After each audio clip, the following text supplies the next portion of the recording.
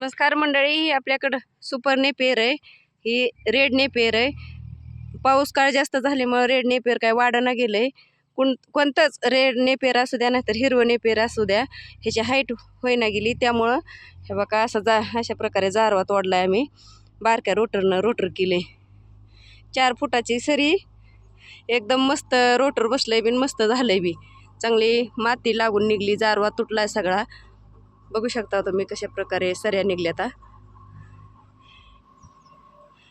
बघा एकदम मस्त रोटर झाले.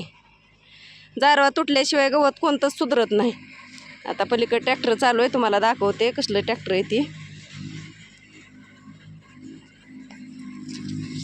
बघा कसं फुटलंय रान. बैल बारदाण्यावाला तर नाहीच म्हणला होता, बैलानं रानच फुटणार नाही, त्यामुळं ट्रॅक्टरनं करून घ्या म्हणलं होता रोटर.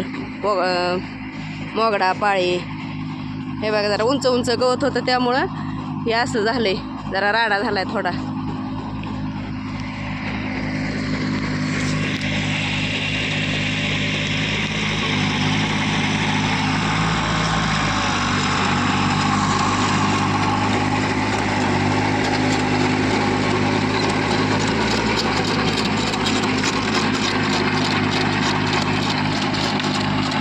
एकदम बारीक ट्रॅक्टर आहे, बारीकच रोटर आहे. एकदम मस्त सरी पण निघती, माती लागती थोडी थोडी.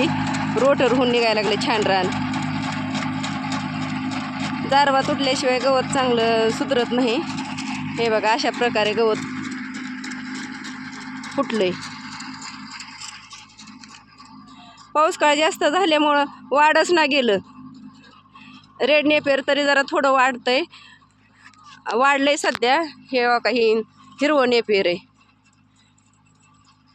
बघा किती थोडं थोडं राहिलंय, किती पाणी दिलंय ह्याला, खत टाकलंय, तरी पण वाढच ना गेलंय. हे असं तर लाल लाल पानं झालेत. काय कोणाकडे आयडिया असलं तर कमेंट करून सांगा हे गवत सुधारण्यासाठी. हे बघा अशी लाल पिवळी पानं पडलेत, काहीतरी रोग पडल्यासारखं. फवारणी केलेली नाही ह्याची, फक्त खत टाकलंय, पाणी दिलंय. म्हणलं आता एकदा जारवा तोडावा, म्हणजे मग जरा सुधरल. गाईसाठी चारा भरपूर लागतंय. आता हे पुरणच गेलं गवत, गुडघ्या इतकालच निसवायला लागलं. त्यामुळे म्हणलं आता एकदा रोटर करून घेऊ.